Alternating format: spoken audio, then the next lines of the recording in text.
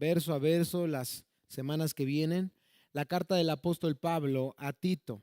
Carta del apóstol Pablo a Tito. Y le invito que en lo que, o más bien en cuanto encuentre esa carta, pueda poner un separador en el capítulo 1, que es donde hemos comenzado a estudiar la semana pasada, y donde aunque vayamos a otros textos de la Escritura, vamos a estar volviendo a Tito capítulo 1, versículo 1 al 4. Es la primera porción de esta carta y donde estudiaremos hoy. Tito capítulo 1, versículos 1 al 4. Y vamos, si le parece bien, a darle lectura a este pasaje. Tito capítulo 1, versículo 1 al 4. ¿Ya lo tienen?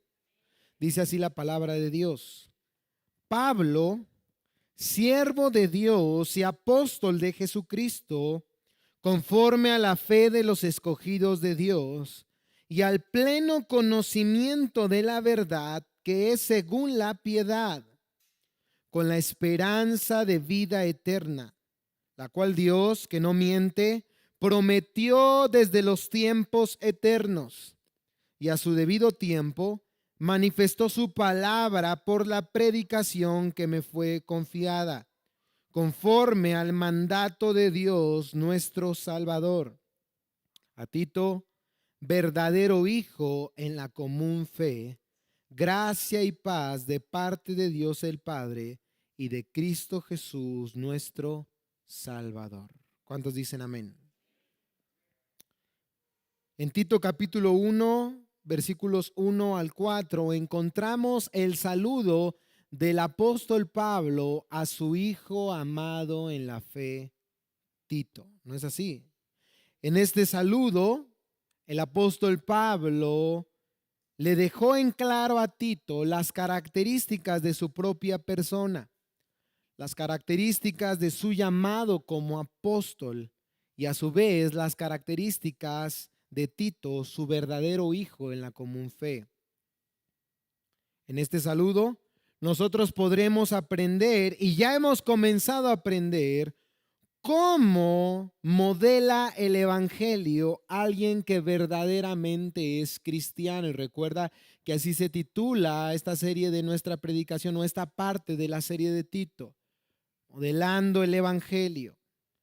¿Cómo modela el evangelio a alguien que verdaderamente es cristiano? Bueno, comenzamos a decir la semana pasada, en primer lugar, el verdadero cristiano modela el evangelio en su persona, si quieres anotarlo. El verdadero cristiano modela el evangelio, número 1, en su persona.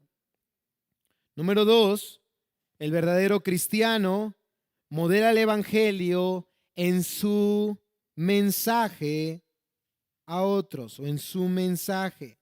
¿Ya lo tienen? Si están ahí conmigo, ¿verdad? En su mensaje. ¿Sí lo están anotando? Cualquier cosa aquí, miren, lo pueden ver en pantalla. Y punto número 3, el verdadero cristiano modela el evangelio en su guía a otros. El verdadero cristiano modela el evangelio en su persona, en su mensaje y en su guía a otros. ¿Cuántos dicen amén? La semana pasada comenzamos a ver el primer punto, cómo el verdadero cristiano modela el evangelio ¿en dónde? En su persona. ¿Por qué decimos esto? Por cómo inicia nuestro pasaje. Por favor, vayan a su Biblia y vean lo que dice el versículo 1. Pablo, ¿qué es Pablo? Siervo de Dios. ¿Se acuerdan? Fue lo primero que observamos acerca de este punto.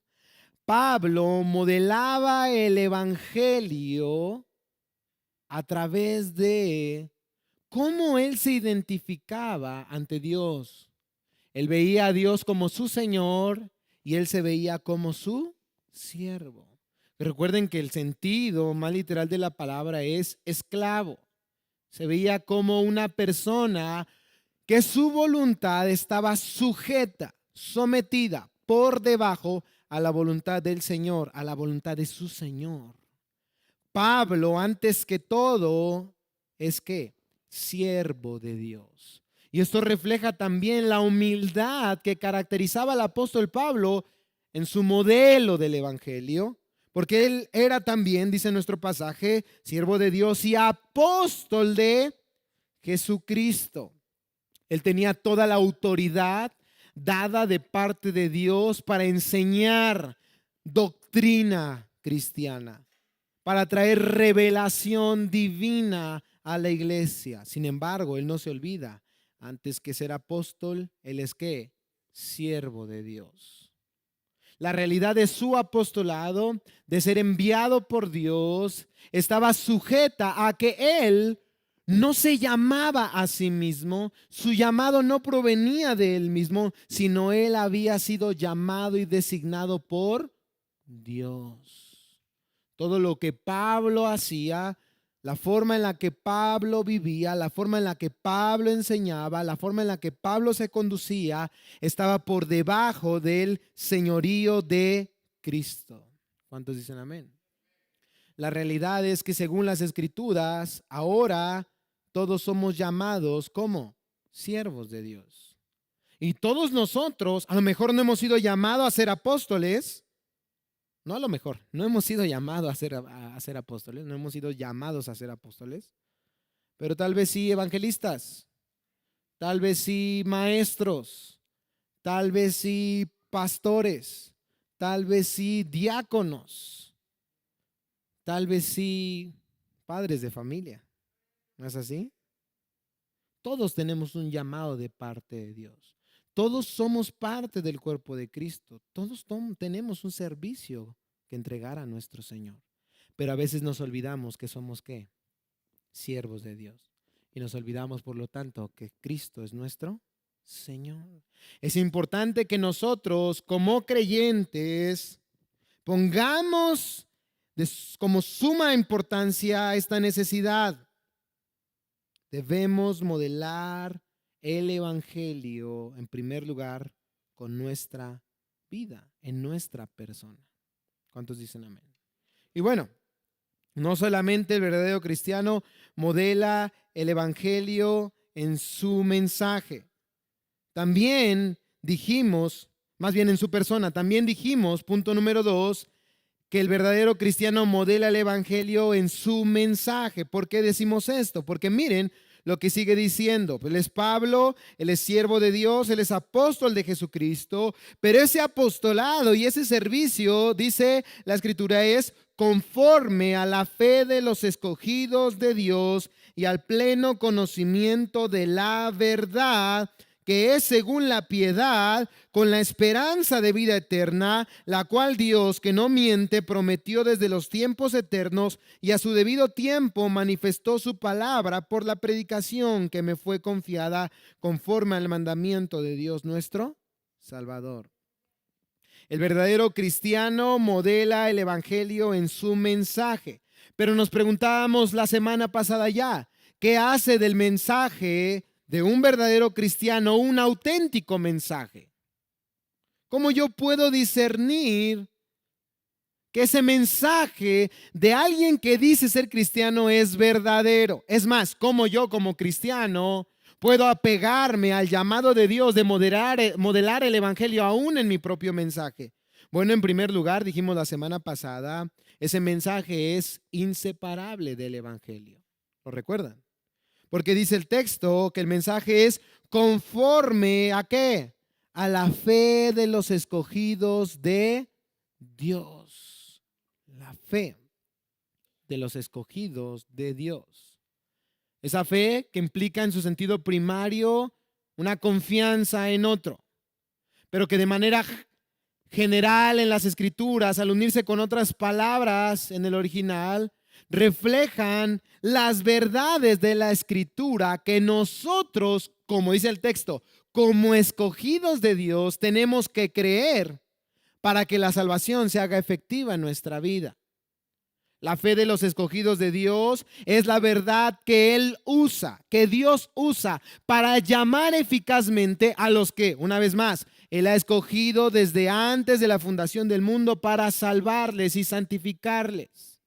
En otras palabras, la fe de los escogidos de Dios es el evangelio.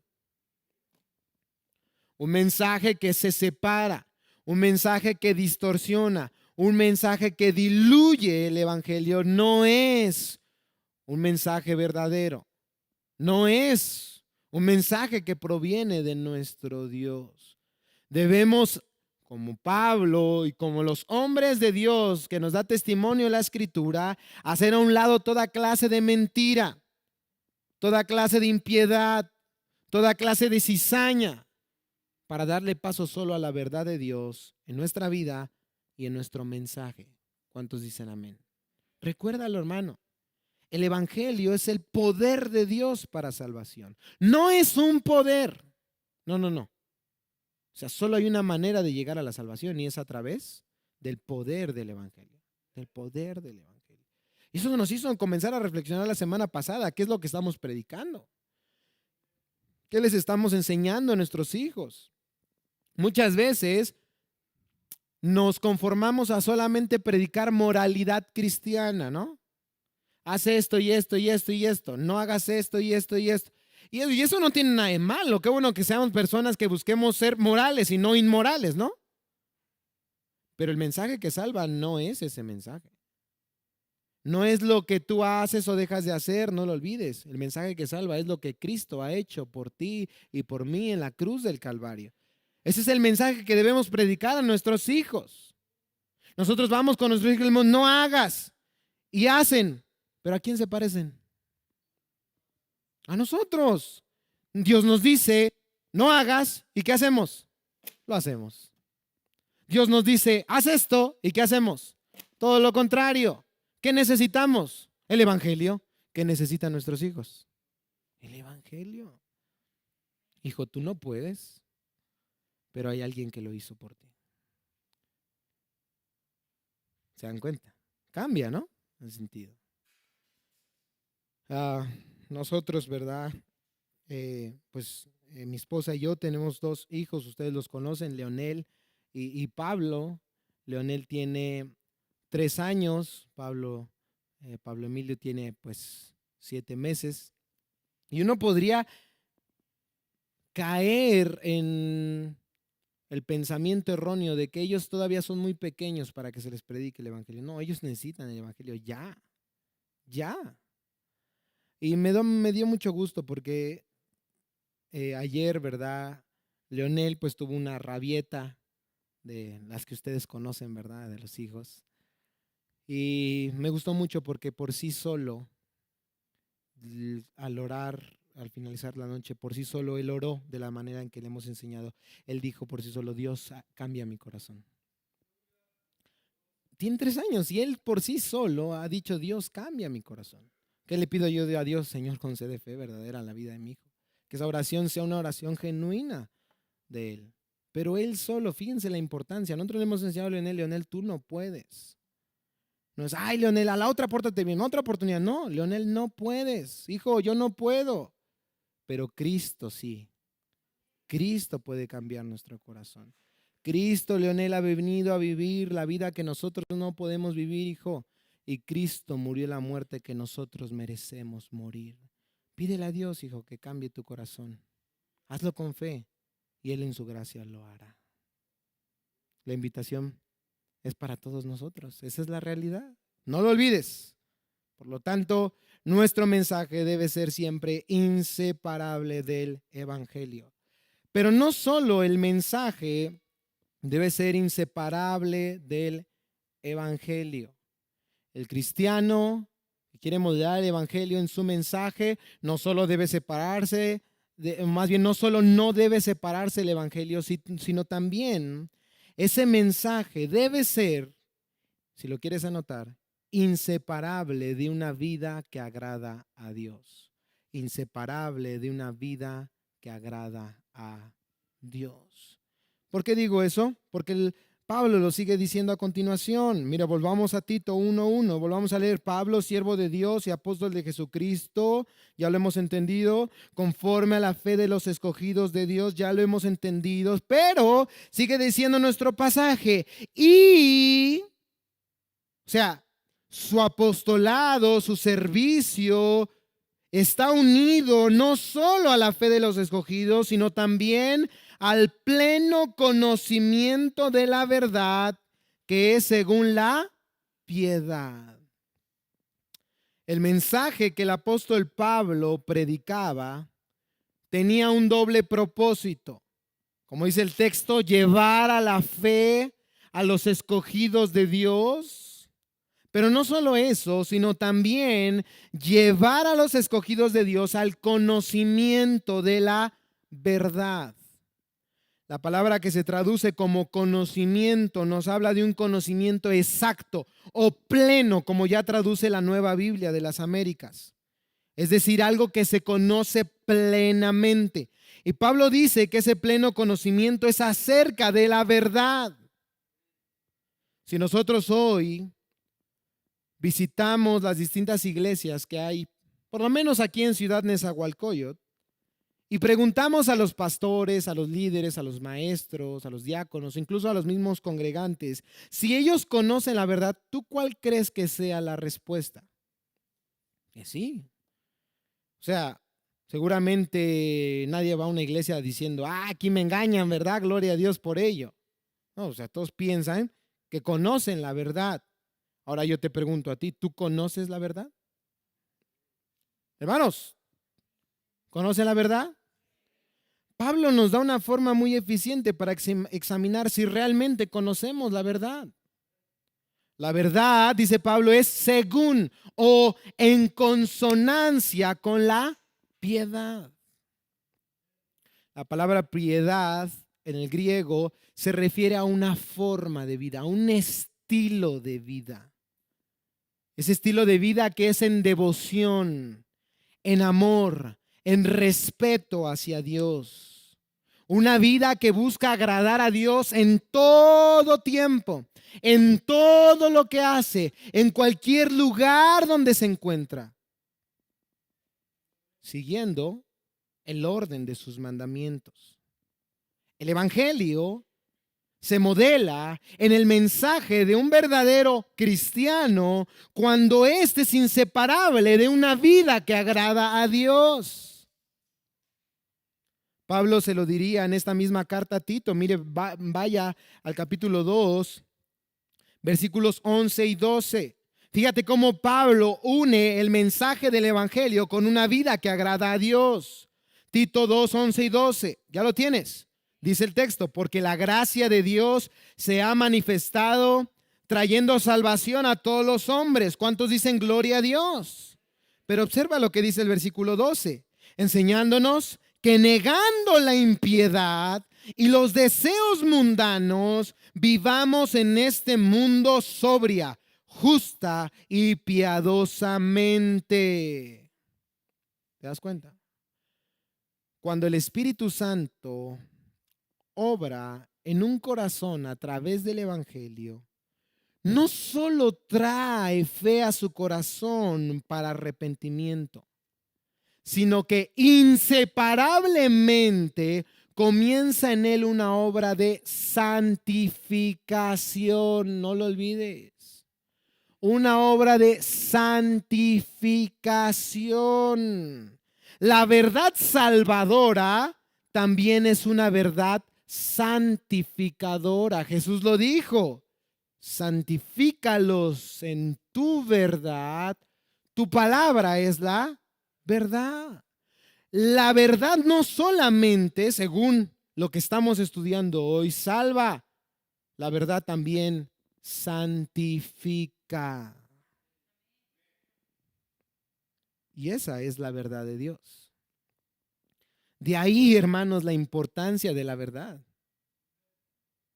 O sea, eso me gustaría que se nos quede en claro. Yo ruego al Espíritu Santo que nos ayude a que esto nos quede claro. ¿Por qué hacer un énfasis y un énfasis y volver a hacer un énfasis en la verdad, en la sana doctrina, en la doctrina pura, en la enseñanza de la Escritura? ¿Por qué? ¿Por qué ser tan insistentes? Porque es la verdad la que salva. Y es la verdad la que guía, es la verdad la que protege y es la verdad la que nos santifica. Fuera de la verdad no hay salvación. Fuera de la verdad no hay santificación, amados hermanos. Mira con qué palabras se lo decía Pablo a Timoteo. Acompáñame a Primera de Timoteo, que está en las cartas anteriores. Primera carta del apóstol Timoteo, capítulo 6. Primera de Timoteo 6, versículos 3 y 4. Fíjate hasta qué punto Pablo ensalza la verdad de la Escritura, la sana doctrina. Primera de Timoteo 6, 3 y 4. ¿Ya lo tienes? Si alguien enseña una doctrina diferente y no se conforma a las sanas palabras, las de nuestro Señor Jesucristo, y a la doctrina que es, una vez más, conforme a la piedad, está envanecido y nada es nada, y nada entiende. ¿Te das cuenta? Nada, hermanos, nada. Porque fuera de esta verdad, fuera de la verdad, no hay salvación, no hay santificación. No podremos lograr una vida que realmente agrade a Dios. La gente se ha esforzado una y otra vez por buscar sistemas políticos, llámese capitalismo, socialismo, por presentar filosofías, el gnosticismo tal vez, por ahí. Los epicúreos también. Religiones. Haz esto, más esto, más esto, más esto. Y entonces, tal vez así, lograr una vida confortable, una vida buena, una vida con un estándar alto, una vida gratificante, hermanos, pero fuera de la verdad de Dios eso es imposible. Únicamente necesitamos esto, la verdad, la verdad, la verdad de la Escritura. Pues no nos ha llamado Dios, hermanos, a inmundicia, dice la Escritura, sino a santificación. ¿Escuchaste bien? No nos ha llamado Dios a inmundicia, sino a santificación. Si no, entonces, hermanos, ¿Dios de qué nos salvó? O sea, si nosotros decimos conocer el Evangelio y seguimos viviendo una vida conforme a los deseos mundanos, conforme a los deseos carnales, esclavos del pecado, entonces, o sea, ¿de qué Dios nos salvó? ¿Cómo podemos predicar? ¿Cómo podremos predicar libertad siendo nosotros esclavos de nuestras propias concupiscencias? ¿Se dan cuenta? O sea, esa idea de, soy salvo y voy a pecar porque, bueno, si yo peco, la gracia de Dios va a abundar. Es una idea antibíblica. O sea, si tú estás viviendo como el mundo, tú no eres cristiano. Si tú vives conforme a los deseos carnales, tú no eres hijo de Dios. Si tú vives conforme al espíritu de este siglo, tú no tienes al Espíritu Santo. Porque la verdad no solamente salva, sino también la verdad santifica. No nos olvidemos de eso. Una vez más, Pablo está haciendo aquí un contraste entre su ejemplo de vida y enseñanza como un líder verdadero y entre la falsa enseñanza y la vida de los falsos maestros. Mira lo que dice Tito ahí mismo, capítulo 1. Vuelve a nuestra carta, Tito 1, versículo 16. Tito 1, 16, hablando de los falsos maestros. Ellos profesan conocer a Dios, pero con sus hechos lo niegan, siendo abominables y desobedientes e inútiles para cualquier obra buena. Ahí está. Cualquier obra buena. Esto es muy, muy, muy interesante. O sea, tú puedes tener la mejor retórica del mundo, la mejor oratoria del mundo, pero si no tienes la verdad de la Escritura, jamás podrá ser útil para cualquier obra buena. O sea, tu vida no va a avanzar hacia adelante, no va a ser como luz, sino todo lo contrario. Oscuridad, necedad, esclavitud, dolor y muerte. No hay más.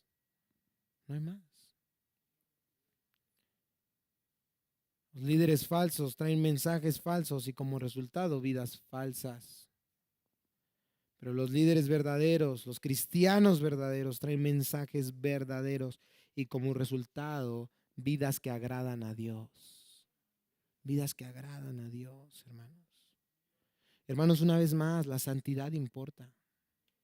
O sea, no sé dónde habíamos dejado ese pensamiento, pero si lo habíamos alejado de nosotros, es importante recordarlo hoy. La santidad importa. Porque nosotros adoramos a un Dios, lo cantábamos hace un momento, que es santo, santo, santo. Si alguien te está predicando un mensaje que no te lleva a vivir una vida piadosa, una vida que agrada a Dios, te está llevando a un lugar que no es el cielo. Si tú mismo estás predicando un mensaje que no lleva a la gente a vivir una vida piadosa, estás llevando a tu gente a un lugar que no es el cielo, sino el infierno. La mentira lleva a la gente a ese lugar, a la condenación eterna. Solo la verdad divina puede salvarnos del infierno futuro y de nuestro engañoso y perverso corazón en el presente. El auténtico mensaje de la verdad del Evangelio enfatiza la gracia de Dios, pero también el resultado de esa gracia en la vida de una persona, una vida en santidad, una vida en obediencia, en reverencia, en respeto, en honra hacia Dios. La necesidad más grande de la iglesia es esta: hombres y mujeres piadosos. La necesidad más grande de esta iglesia es la siguiente: hombres y mujeres piadosos. Hombres y mujeres que saben que no hay ninguna bondad en ellos, solo un corazón corrupto y engañoso, pero que ponen su confianza en Cristo y a través de la fe en la verdad de Cristo se levantan una y otra vez, y aunque pueden llegar a caer, se vuelven a levantar para dejar un legado santo y trazar un camino que otros puedan seguir a través del Evangelio. Hombres y mujeres que viven en todo tiempo una vida en la presencia de Dios, bajo la autoridad de Dios y para la gloria de Dios. ¿Cuántos de esos hombres y mujeres hay aquí? Esto es lo que estás buscando. Ya sabes dónde encontrarlo. En un mensaje que es inseparable del Evangelio e inseparable de una vida que agrada a Dios. Esto es lo que quieres darle a tu gente, que tu gente viva una vida en la presencia de Dios, bajo la autoridad de Dios y para la gloria de Dios. ¿Qué es lo que les tienes que dar? Un mensaje inseparable del Evangelio y por lo tanto de una vida que agrada a Dios. Pero algunos dicen: no, hermano, yo no soy. Son los demonios, ¿verdad? Yo miento porque tengo el espíritu de mentira. Ay, yo adultero, soy bien infiel porque tengo el espíritu de adulterio. Ay, yo robo porque, ay, hermano, no me puedo contener porque tengo el espíritu de robo. La Biblia no dice que el pecado sean demonios. La Biblia dice que el pecado está aquí. Y que nosotros somos responsables de cada una de nuestras acciones. Y que Dios demandará de nosotros cuentas por cada una de nuestras obras. ¿Se da cuenta? Ay, no, hermano, pero hay que entonces hacer guerra espiritual contra esos demonios que me arrastran hacia el bar. Y digo, no puedo resistirme. No, hermanos, mejor hay que luchar contra nuestro pecado. Mortificar nuestro pecado a través del poder del Evangelio. La importancia de esto se hace todavía más evidente cuando Pablo muestra a Tito que su mensaje no solo era inseparable del Evangelio e inseparable de una vida que agrada a Dios, sino también que un cristiano modela el Evangelio cuando su mensaje es inseparable de la esperanza eterna. ¿Quieres anotarlo? Inseparable de la esperanza eterna. ¿Por qué? Mira lo que dice el versículo 2, volviendo a nuestro pasaje, Tito capítulo 1, versículo 2, con la esperanza de vida eterna, la cual Dios, que no miente, prometió desde los tiempos eternos. ¿Te das cuenta? Prometió desde los tiempos eternos. Cuando hay estos dos factores, el Evangelio y la salvación que se manifiesta y confirma con una vida que le agrada a Dios, esto es también inseparable de la vida eterna. Es como si Pablo estuviera uniendo diferentes ideas y ambas están unidas por el Evangelio. La fe de los escogidos de Dios, ¿no es así?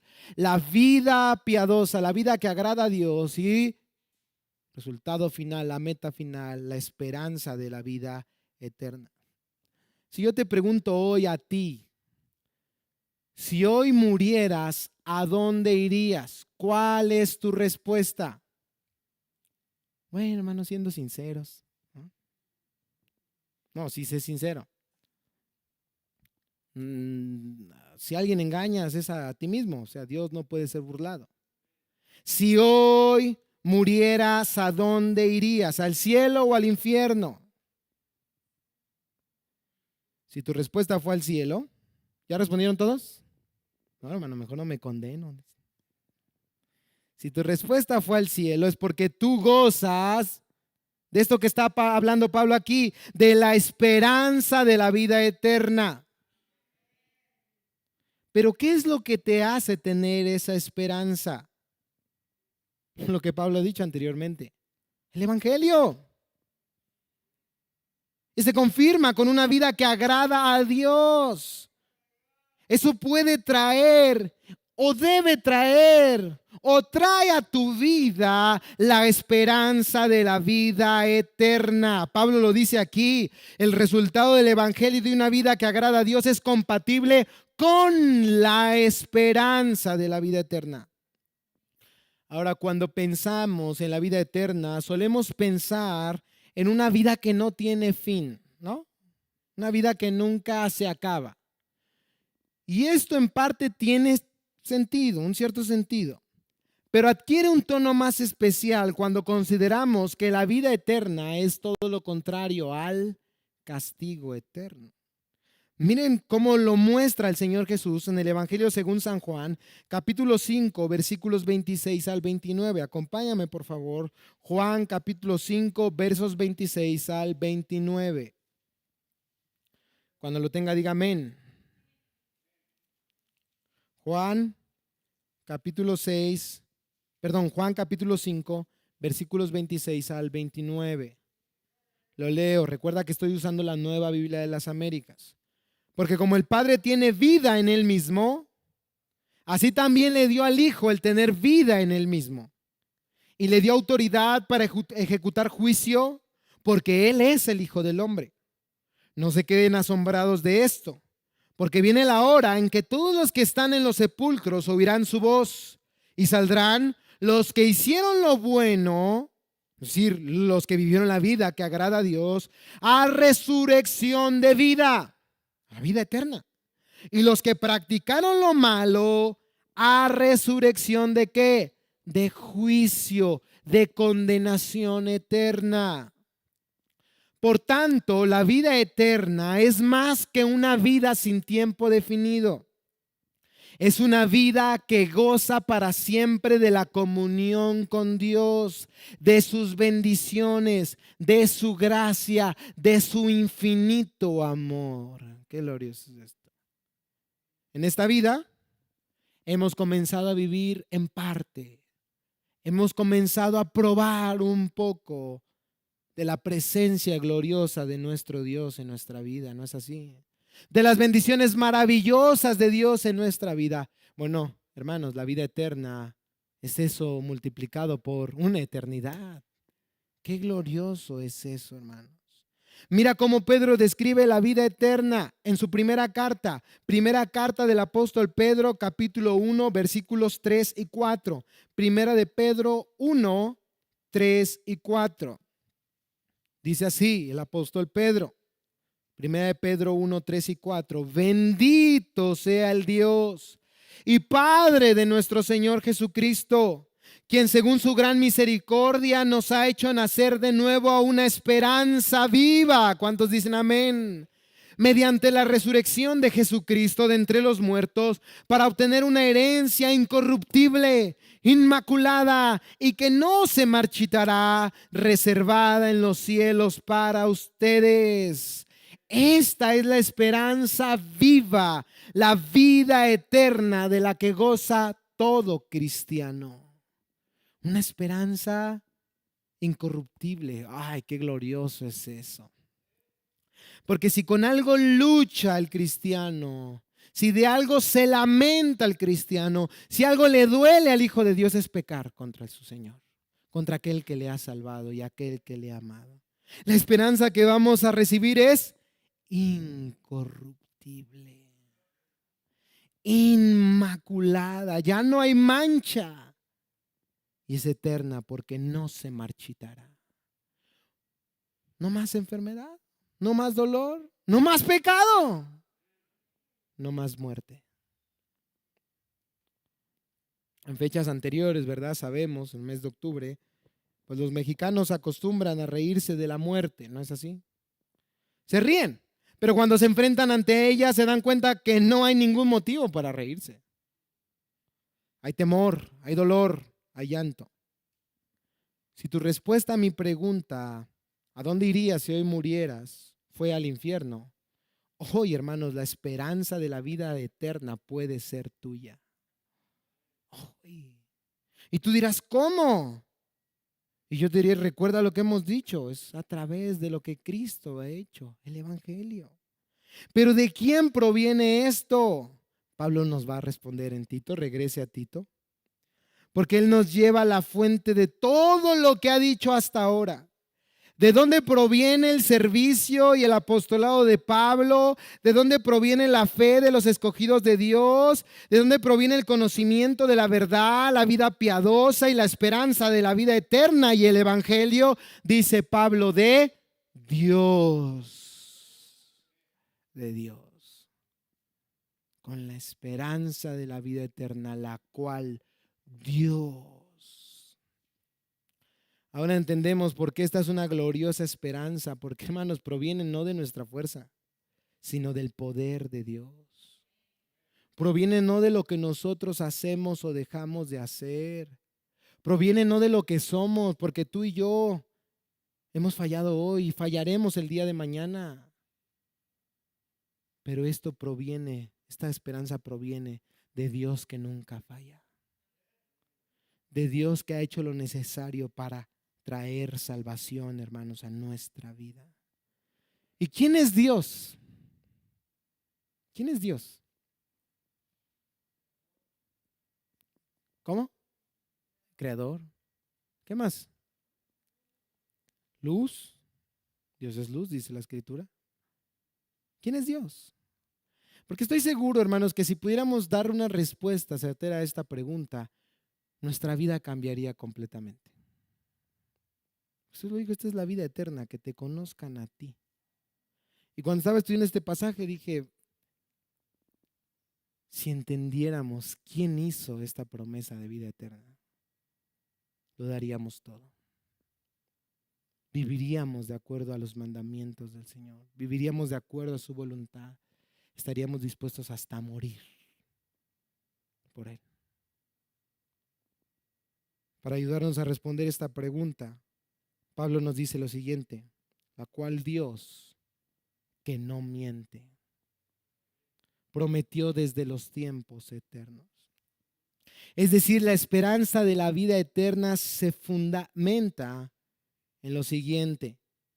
Número 1, fue prometida por Dios. Y número 2, ¿quién es Dios? Él no miente. Pablo comienza a hablarnos del carácter de este Dios que ha hecho esta promesa de vida eterna a todos los que creen. Que Él es un Dios que nos ama tal que está dispuesto a guiarnos aún después de la muerte. Que en el día postrero estos cuerpos frágiles, estos cuerpos débiles serán resucitados y transformados para estar con el Señor eternamente. Pablo nos comienza a hablar del carácter de Dios y él dice, este Dios no miente, no miente. Los cretenses decían que Zeus, el dios griego, había nacido en su isla. Acuérdate que Pablo está escribiendo a Tito, un joven pastor en la iglesia o en las iglesias de Creta. Y los cretenses decían que Zeus, el dios griego, había nacido en su isla. Y ellos se jactaban contando diferentes historias que mostraban el carácter corrupto de su Dios. Al fin y al cabo, un Dios creado por el ser humano. En sus historias, Zeus estaba dispuesto a mentir y a seducir mujeres para después salirse con la suya, imagínate. Pero Pablo contrasta esas mitologías cretenses con un Dios que, a diferencia de Zeus y de cualquier otro Dios falso, no miente. La Escritura lo dice. Él no es hombre para que mienta, ni hijo de hombre para que se arrepienta. Un Dios que es santo, soberano, omnipotente, autosuficiente, majestuoso, fiel y verdadero, que puede prometer, dice el texto, desde los tiempos eternos, salvar a todos aquellos que pongan su confianza en Él. Él puede cumplir esa promesa perfectamente. ¿Te das cuenta en quién está puesta nuestra esperanza? Esto es glorioso, hermanos. Hermanos, todas las bendiciones que nosotros gozamos hoy como cristianos formaron parte de los eternos designios de Dios. Se lo dice claramente el texto. ¿Desde cuándo Dios prometió la vida eterna? Desde los tiempos eternos, traduce la NBLA. Hermanos, su plan para salvarnos, el plan de Dios para salvarnos, no vino después de que el hombre cayó en pecado, sino antes de que el mismo ser humano fuese creado. Desde los tiempos eternos, escucha esto, el Padre mostró su amor perfecto al Hijo, haciéndole la promesa de una humanidad que sería redimida del pecado para venir ante el Hijo a servirle y adorarle por la eternidad. Pero hacía falta algo. Un sacrificio perfecto. El Hijo se sometió al Padre y tomó desde aquel momento la tarea de que en el momento preciso Él vendría y daría su vida por sus escogidos, para que los elegidos pudieran ser redimidos y ser llevados a la gloria eterna. Antes que Dios proveyera la promesa maravillosa de perdón y cielo a la humanidad pecadora, Él había dado una promesa a su Hijo amado.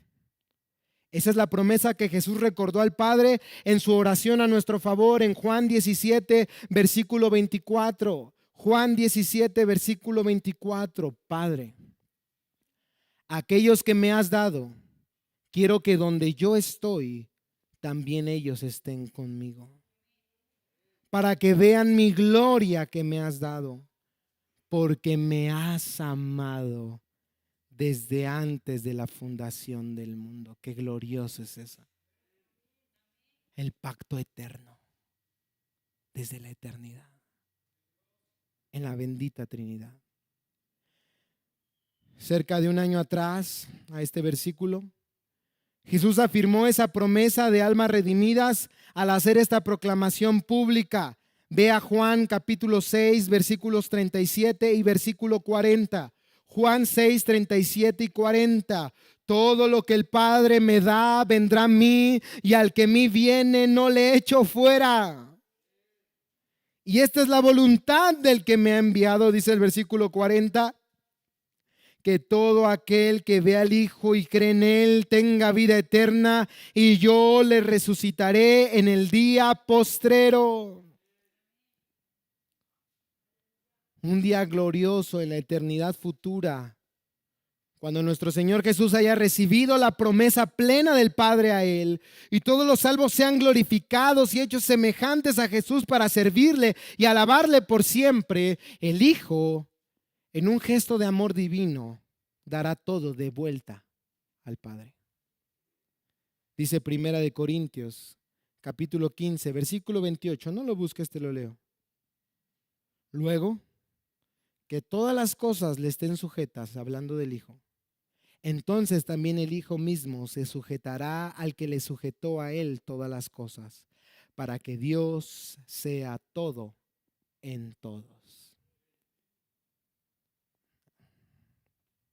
Esto es glorioso. Esto es glorioso. O sea, esto que nos hace ver este comentario es glorioso. Este es el mensaje del Evangelio. O sea, si tú te estás preguntando, o sea, ¿acaso el amor de Dios no disminuirá? Es que soy débil, soy un fracasado tal vez. Hermanos, Dios nos amó desde antes de la fundación del mundo. O sea, ni siquiera habíamos hecho bien o mal. Para que Él dijera, bueno, pues con base a tus acciones. No, hermanos, Él simple y sencillamente nos amó. Nos amó y nos dio hacia su Hijo. Este es el mensaje del Evangelio. Este es el mensaje que predicamos. Un mensaje que proclama una vida que agrada a Dios, una vida que tiene esperanza de vida eterna. Un mensaje verdadero que produce verdaderas vidas en santidad, en amor, en respeto y en rectitud hacia Dios. Un verdadero arrepentimiento, una verdadera fe, una verdadera convicción, una verdadera pasión por Dios. Porque todo está fundado en el Dios vivo y verdadero.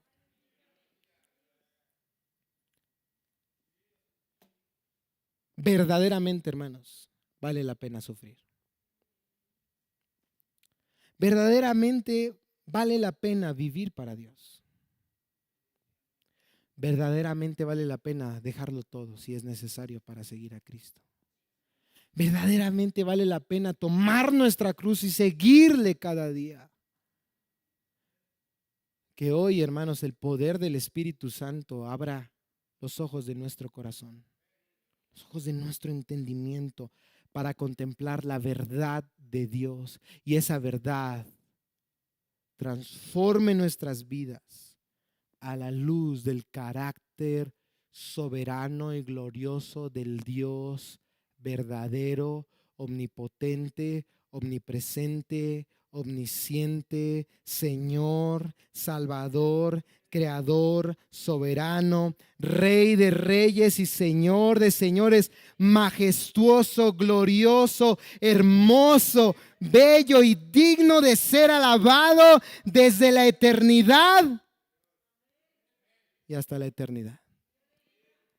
Esa, hermanos, es la verdad que profesamos, la verdad del Evangelio. Nuestro llamado es ahora modelarlo. Modelemos el Evangelio, hermanos. Padre,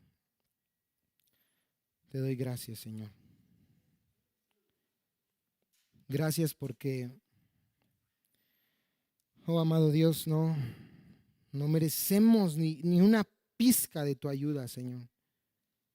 Una pizca de tu gracia, porque a todos los que estamos aquí se nos ha concedido conocer tu verdad, Padre. Pero cuántas veces hemos sido negligentes, Señor.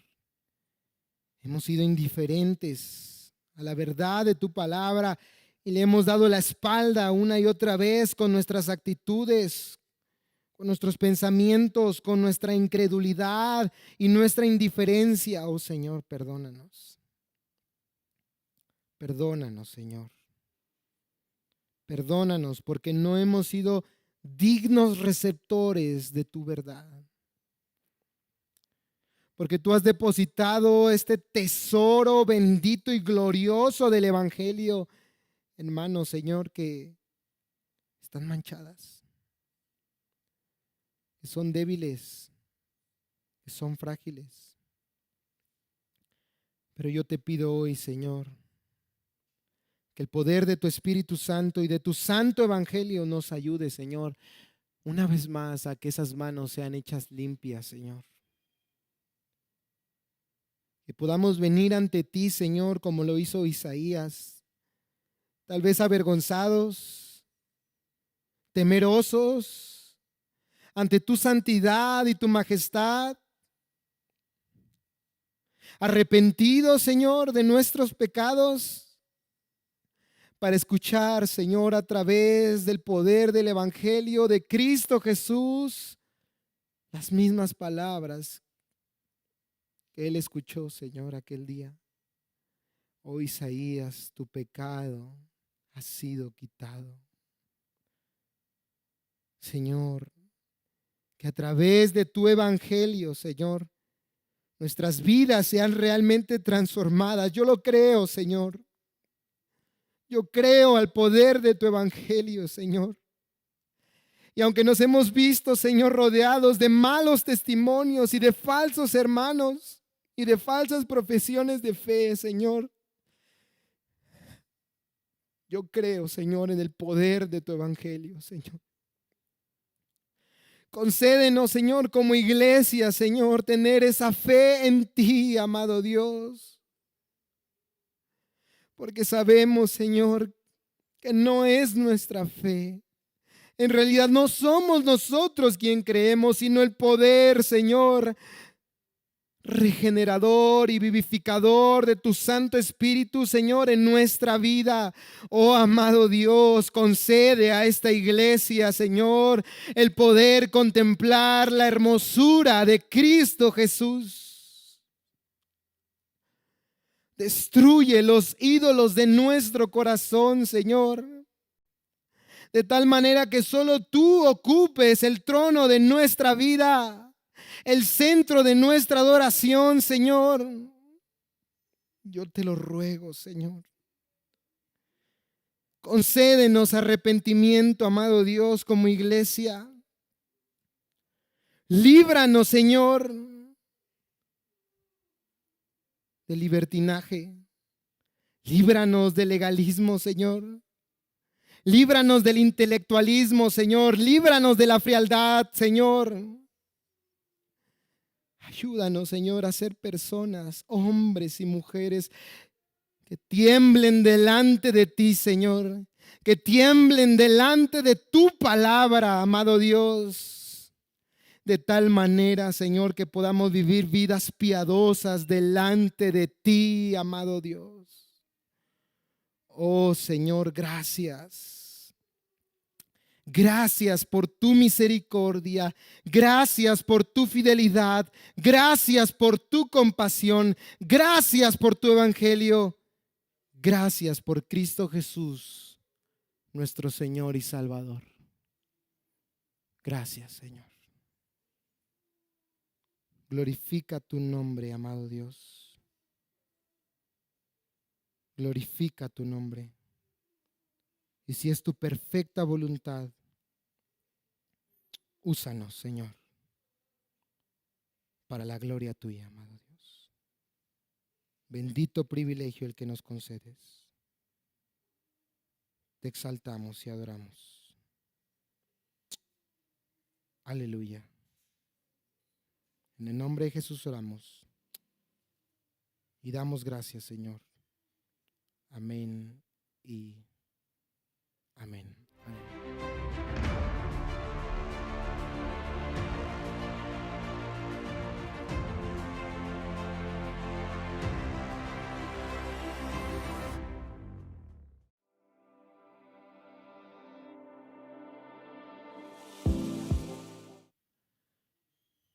¿Listo? Hermanos que nos están mirando desde la transmisión, queremos agradecerles. Sabemos que Muchos de ustedes nos miran desde diferentes partes de la República o incluso otros países y sabemos que por medio de las redes sociales están enterados de la situación de mi papá. Nosotros les pedimos que nos sigan apoyando, hermanos, en oración. Poco a poco sabemos, gracias a Dios, principalmente y a las oraciones de todos ustedes, mi papá va saliendo adelante, pero nos han dicho los médicos que es un proceso largo. Lo que aconteció en su cerebro no es cualquier cosa.